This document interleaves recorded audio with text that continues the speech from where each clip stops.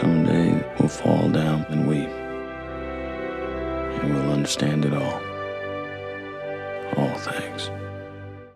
Est-ce que c'est une espèce de grand clip pour la religiosité, pour Dieu, pour le sentiment comme ça mystique? Là, je vais aller faire un petit... Hop, je prendrai un verre d'eau. J'y arriverai pas. Voilà.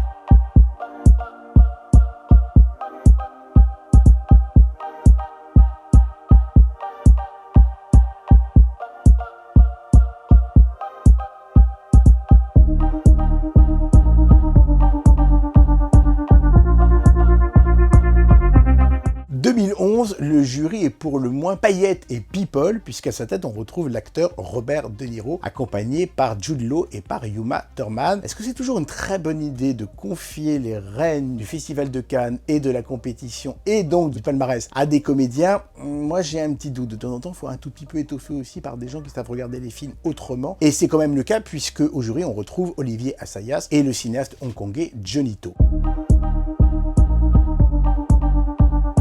C'est le moins qu'on puisse dire une très bonne année, puisqu'on retrouve en compétition Drive de Nicolas Winding Refn. On trouve également La Piel que habito, grand film un peu étrange dans la filmographie de Almodovar, mais pour lequel moi j'ai une véritable tendresse. On retrouve aussi Le Gamin au vélo des frères Dardenne, Police de Mai Wen, qui est un film qui a pour le moins fait parler de lui, et Il était une fois en Anatolie, le film turc de Nuri Bilge Ceylan. Il y avait donc un large choix pour récompenser et pour attribuer une Palme d'Or.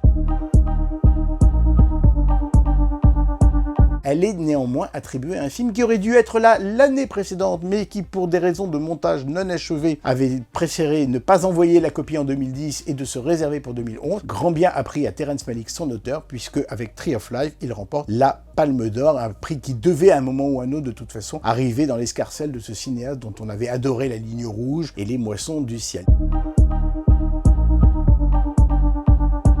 Alors c'est vrai que cette année-là, on aurait pu penser que Drive ou Police monte plus haut, peut-être dans le palmarès, remporte la Palme d'Or. Moi j'aurais adoré que Drive de Nicolas Winding Refn avec Ryan Gosling soit le lauréat, puisque je trouve que c'est un film formellement subjugant, hypnotique, extraordinaire, avec une vraie réflexion sur la violence qui n'est pas toujours le cas des films américains. Je trouve qu'il y a une distance, en tout cas, que lui permet sa nationalité à Nicolas Winding Refn. Je trouve que c'est un film dont les images nous marquent encore. Police, c'est pas un film que j'adore, mais c'est un film pugnace, c'est un film coup de poing, c'est un film en tout cas qui met les pieds dans le plat. C'est un film un peu manipulateur à la manière de Mai Wen, mais en tout cas je trouve que ça aurait été aussi une Palme d'Or extraordinaire, puisque une femme dans le social, une femme dans le réalisme, une femme dans le politique, ça aurait été bien de la saluer. Elle a été très bien soignée par le Festival du Cannes puisqu'elle a eu le Grand Prix, mais en termes de Palme d'Or, ça aurait de la gueule.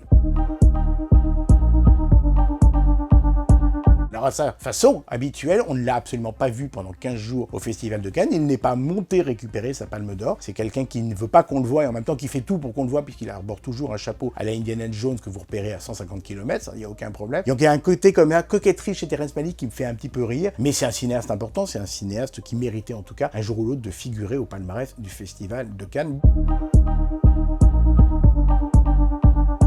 C'est le moment où, dans sa filmographie, dans son travail, Terrence Malick va quitter peu à peu la narration pour devenir presque un cinéaste expérimental, un cinéaste en tout cas de la sensation, de l'émotion par l'image, plus que par le récit. Alors il y a des gens qui continuent de trouver ça absolument extraordinaire. Moi je dois avouer que Tree of Life est un tout petit peu la limite, pour moi, du genre.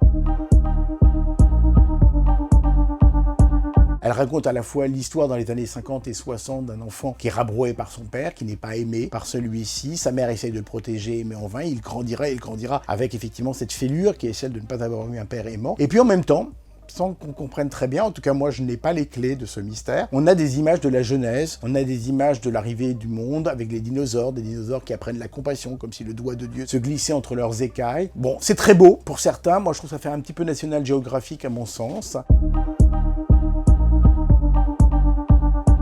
C'est un film qui est partagé entre les deux, c'est-à-dire qu'il y en a qui sont complètement emportés par sa poésie, et encore une fois, j'adorerais l'être, puis il y en a qui sont un tout petit peu quand même restés sur le bord du chemin en disant « mais où est-ce que ça va? Est-ce que c'est une espèce de grand clip pour la religiosité, pour Dieu, pour le sentiment comme ça mystique ?» C'est un petit peu mon cas, je trouve que le film ne se fait pas complètement.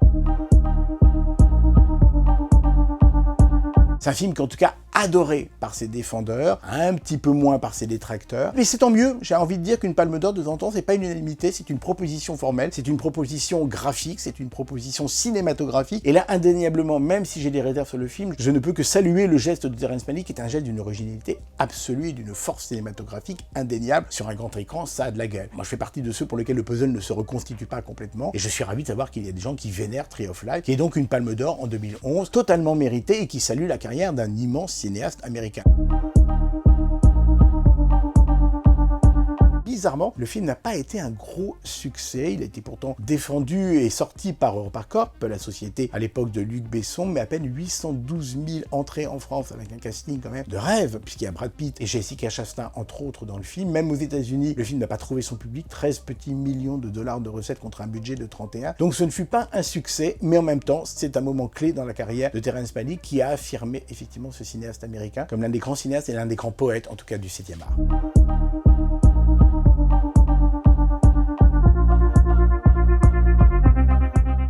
Super. Ça te va ?